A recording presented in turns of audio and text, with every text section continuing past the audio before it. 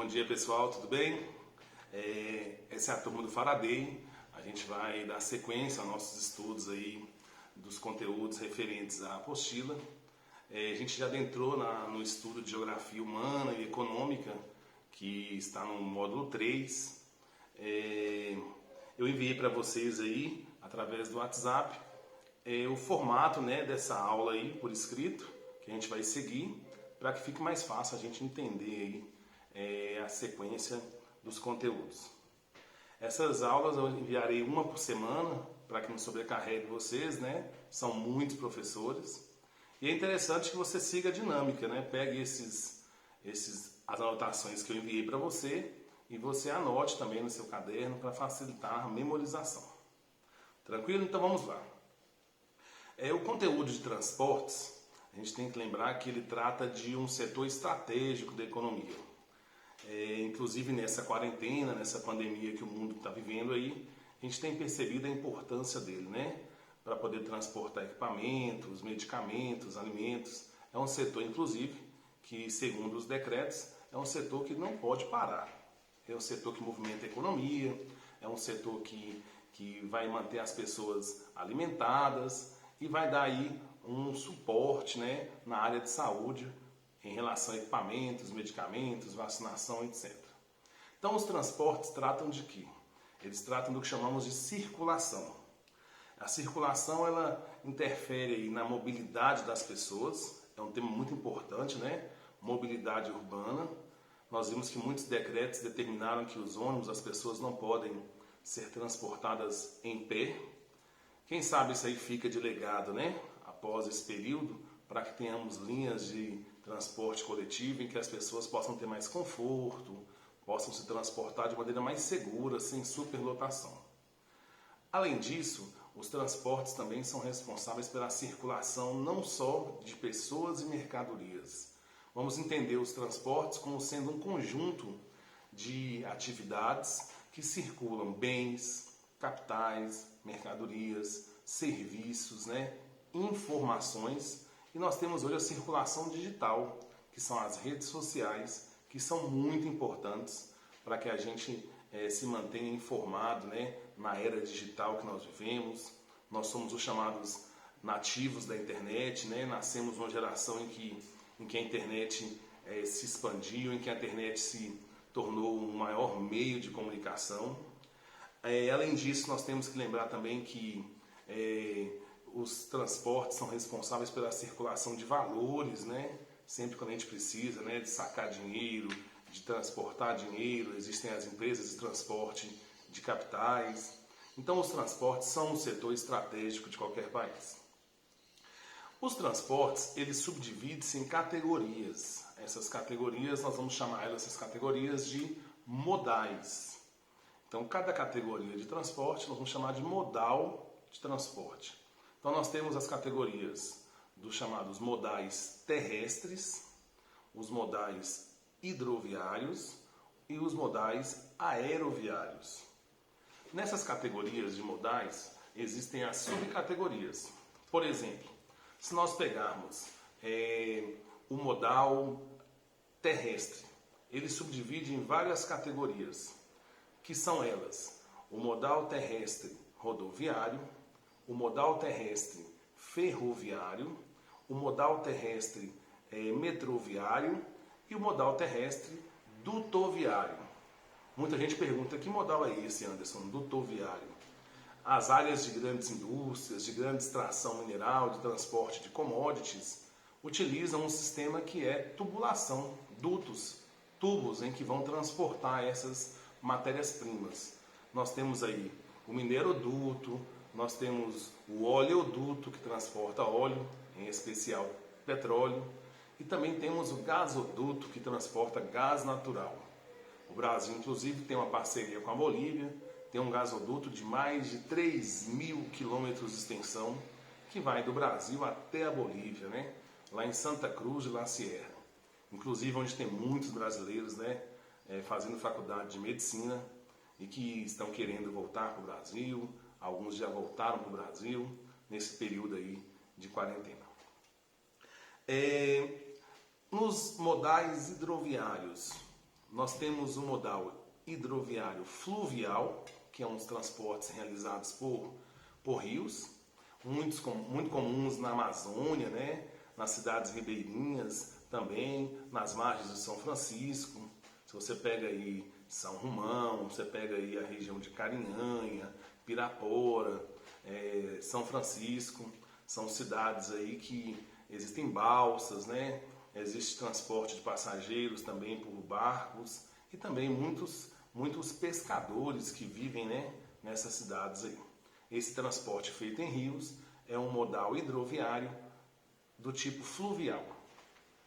Nós podemos também ter o transporte hidroviário realizado em áreas de oceanos, áreas de mares, né, que é o chamado hidroviário marítimo. Aí existem duas categorias. Se esse transporte hidroviário ele interliga portos de um mesmo país, por exemplo, se nós pegarmos um porto de Paranaguá, no Paraná, e interligar uma embarcação que faça o transporte até o porto de Santos, que é o maior porto da América Latina, em São Paulo, ele manteve um transporte marítimo, mas entre portos do mesmo país. Esse modelo de transporte, portanto, é chamado de transporte de cabotagem. Agora, se nós temos a exemplo de um transporte marítimo internacional, um navio cargueiro que sai do Brasil levando soja, minério de ferro, outras mercadorias até a China, então se ele transporta mercadorias via mar entre países diferentes, esse modal é chamado transporte hidroviário marítimo internacional, ok? Então fica a diferença aí, cabotagem entre portos do mesmo país e marítimo internacional vai ser entre portos de países diferentes. E ainda existe o transporte hidroviário que nós chamamos de lacustre. Existem regiões que têm lagos e esses lagos aí, entre cidades vizinhas, acaba existindo o transporte de balsas, de embarcações também. No Brasil nós temos uma região que é chamada lá no sul, a Lagoa dos Patos e Mirim. Essa região aí no Rio Grande do Sul é uma área em que nós temos aí transporte lacustre e em muitos outros países pelo mundo também existem esse sistema de transporte. Tranquilo? Vamos dar sequência então aí às nossas anotações. Nós vamos ver agora quais são as opções que o Brasil fez em relação ao modelo de transporte. Nós sabemos que o Brasil, na sua organização de desenvolvimento econômico territorial, ele fez uma opção equivocada pelo modelo de transporte. No início, no período colonial, no período em que o Brasil estava se desenvolvendo, nos tornamos uma economia capitalista, né? O Brasil iniciou a formação aí de um modelo de transporte chamado transporte de economia de arquipélago. O que significa isso? Não existia uma conexão entre as diversas regiões econômicas do Brasil. Foram se desenvolvendo ciclos econômicos separados e esses ciclos se voltavam para a exportação, para a metrópole, né? No sistema que nós conhecemos como modelo de plantation, e por esse motivo nós não tivemos aí um desenvolvimento do modelo de transporte que visasse promover a integração territorial interior do Brasil. Tranquilo? Então era um modelo de transporte que priorizou o desenvolvimento dos meios de transporte voltados para o litoral. Começamos então com as ferrovias, que eram uma forma de transportar a matéria-prima, né, para os portos e continuar a exportação para outros países. E mais tarde, quando chegamos nos governos republicanos de JK, em especial no governo de JK, posteriormente nos governos militares, houve uma priorização do modelo de transporte rodoviário. Por que se priorizou o transporte rodoviário? Nós tivemos um modelo de industrialização e desenvolvimento muito rápido. E para que atendesse a demanda do momento, para que pudesse suprir as necessidades daquele momento, de uma industrialização rápida, de uma urbanização muito rápida, optou-se pelo transporte rodoviário, porque abrir estradas era mais fácil, né? E aí o governo então decidiu priorizar esse modelo de transporte. Por que é chamado modelo equivocado de transporte? O Brasil é um país de dimensões muito continentais. Somos o quinto maior país do mundo. Por esse motivo, nós deveríamos ter priorizado um modelo de transporte com maior capacidade de carga. Por exemplo, o transporte ferroviário. Nós temos muitas bacias hidrográficas, ter priorizado o transporte de cargas de maneira hidroviária, para que não sobrecarregasse o sistema de transportes rodoviário, como é o caso que nós convivemos sempre aí, todas as vezes que viajamos aí e pegamos as estradas. Além dessa questão de que o modelo de transporte foi escolhido devido à demanda do desenvolvimento rápido, da industrialização acelerada, da urbanização acelerada que o Brasil teve, houve também o que nós chamamos de lobby, está aí no seu slidezinho, o lobby das montadoras. O que é lobby? As montadoras, fabricantes de automóveis, as indústrias, grandes montadoras, elas pressionavam os governos, É uma espécie de negociata, uma barganha, toma lá da cá, para que viessem para o Brasil abrir indústrias, gerar emprego, desenvolvimento.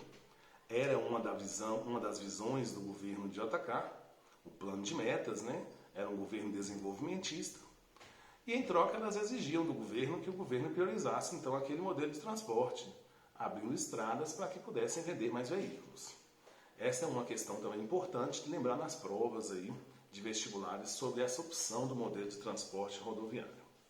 Eu coloquei para vocês aí que existe aí uma divisão na distribuição desses modais. Observe para você ver que 58% do transporte do Brasil é feito via rodoviária, 25% do transporte no Brasil é ferroviário. Nós vamos agora voltar a ter alguns investimentos nessa área, Existem projetos de desenvolvimento de novas ferrovias na região norte do Brasil, na região nordeste, Criando um porto ali chamado Porto de Ilhéus. É uma forma de descongestionar, as rodovias e dar vazão à nossa produção agrícola e mineral do interior, do norte e do nordeste do Brasil. Até passou recentemente no jornal aí, mostrando a região do Mato Piba, que é a região do Maranhão, Tocantins, Piauí, Bahia, uma área de grande produção de soja, que vem se desenvolvendo aí na região nordeste do Brasil. E parte do norte, que é a região de Tocantins. 13% desse transporte é aquaviário, 13% é aquaviário e 3,6% dutoviário. E repare que o transporte aéreo no Brasil é muito pequeno, é menos de 1% do total do transporte que ocorre no país. Então, nós vimos aí a divisão dos modelos de transporte e a opção que o Brasil fez. Nas provas, a gente tem que ficar atento também para aquilo que cada modal desse tem de vantagem e desvantagem, para que a gente possa entender que não existe nenhum país que tenha apenas um modelo de transporte. É ideal, portanto, que existam vários modelos de transporte, adequando cada região às suas especificidades. Regiões que têm mais rios, priorizar o transporte fluvial, regiões litorâneas, priorizar o transporte marítimo, e aquelas regiões mais montanhosas, regiões mais irregulares, obviamente que o transporte que vai circular nessa região com maior facilidade vai ser o transporte rodoviário.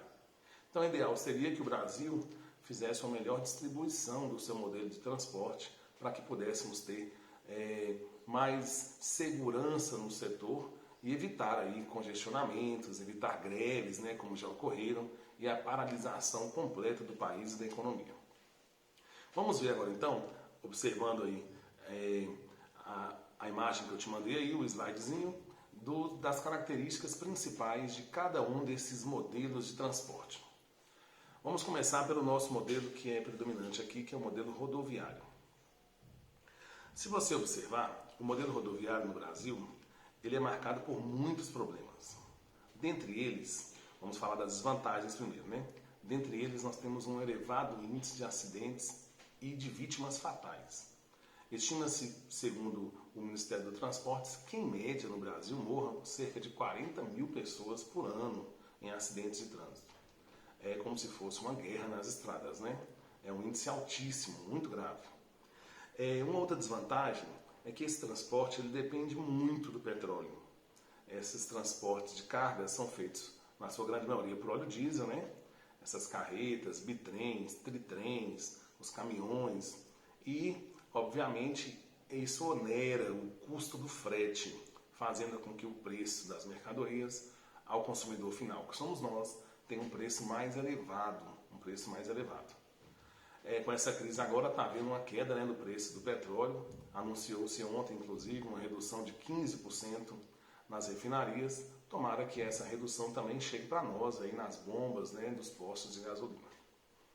Outra desvantagem do transporte rodoviário é lembrar que, obviamente, como ele é derivado do modelo de transporte que depende muito do petróleo, nós temos aí uma grande poluição.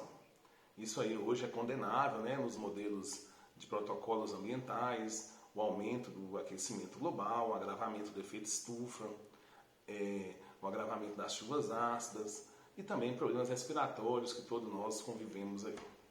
Mas não podemos deixar de falar das vantagens, né? O modelo rodoviário ele tem muitas vantagens. Uma das suas grandes vantagens é que ele é um modelo mais acessível à população. Se você for analisar, não tem como a gente ter metrô, ferrovia, hidrovia em todas as mais de 5.000 cidades que o Brasil possui. Então, quem faz essa conexão, quem leva essas pessoas de uma cidade a outra, de estados a outra, na sua grande maioria, é o transporte rodoviário. Então, ele não é apenas um vilão, né? Ele é um grande parceiro aí da dinâmica da sociedade, ele é fundamental para o desenvolvimento do país. Além disso, tem regiões que são muito difíceis de acesso, regiões que são regiões de declive, regiões de aclive muito acentuado, áreas de vales, né? Essas regiões aí fica impossível, né, a dinâmica de um transporte que não seja um rodoviário. Então essas cidades aí, elas são interligadas, elas é que fazem a interligação através do setor rodoviário, onde você for tem um ônibus chegando, tem um caminhão levando mercadoria, então esse transporte é fundamental para o desenvolvimento do país. Tranquilo? Então são aí algumas vantagens que o transporte rodoviário traz para a gente. Ele também é considerado um transporte relativamente ágil. Você entra no carro ali, vai rapidamente ali, em pequenas e curtas distâncias, em médias distâncias também, de maneira mais rápida do que você fazer, por exemplo, um embarque no navio, um embarque no aeroporto. Isso aí acaba facilitando aí, sendo uma vantagem do transporte rodoviário. Vamos falar agora do transporte ferroviário. O transporte ferroviário, a grande vantagem dele é a grande capacidade de carga. E também, como são vias próprias, né, exclusivas daquela locomotiva, daquele trem-bala, daquele sistema de transporte ali, ele não tem congestionamentos. Tem maior capacidade de ser pontual, né? O metrô, por exemplo, é um transporte muito pontual, facilita as pessoas aí na dinâmica do seu transporte no dia a dia, para trabalho, né? Para estudo. E uma outra vantagem do transporte ferroviário é que ele é um transporte considerado seguro, né? De vez em quando a gente vê um acidente ou outro aí, mas é muito raro. É um erro humano ali, quando acontece geralmente, de um trem bater no outro, né? Aconteceu esse ano, inclusive, mas é muito raro de se ver aí esses acidentes. Tranquilo? Qual que é a desvantagem do transporte ferroviário? Por que então, Anderson, não coloca esse transporte no Brasil todo? Por que não transformamos o Brasil todo no modelo ferroviário? Isso se dá, essa dificuldade, por vários motivos. Primeiro que isso tem que ser implantado no modelo de desenvolvimento da região. Nós temos aí novas áreas crescendo no centro-oeste, no norte, aí sim, são áreas ainda que são áreas pouco habitadas, de baixa densidade demográfica, e é possível fazer um planejamento para que esses trilhos, para que essas ferrovias, essas metrovias possam circular aí e tendo menos custo, né, de ocupação desses terrenos, desapropriação de imóveis. Então tudo requer um planejamento anterior. No Brasil isso não se deu. A gente sabe que a urbanização acelerada, o Brasil foi acontecendo, as cidades foram surgindo e foram se aglomerando. E hoje nessas áreas muito congestionadas, nas metrópoles nós temos, né?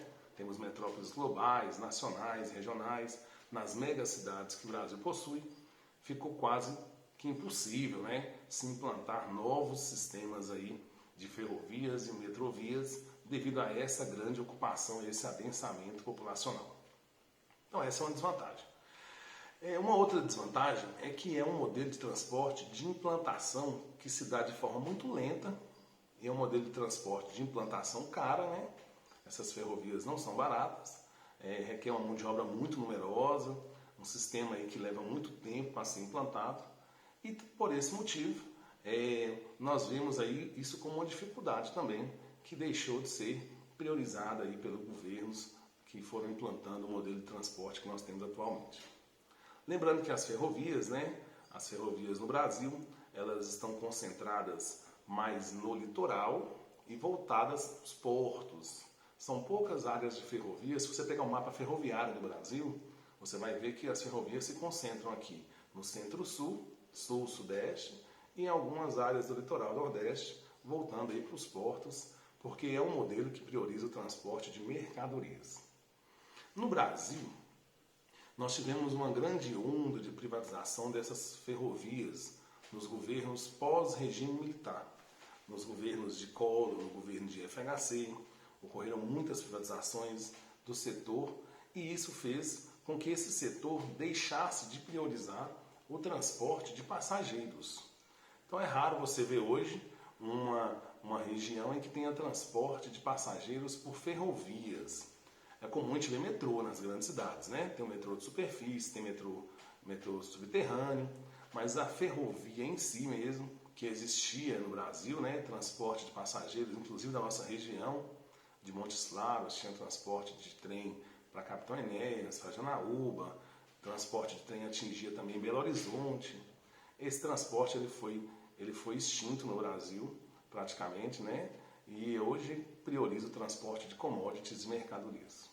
Tranquilo, galera? Tá dando para pegar aí?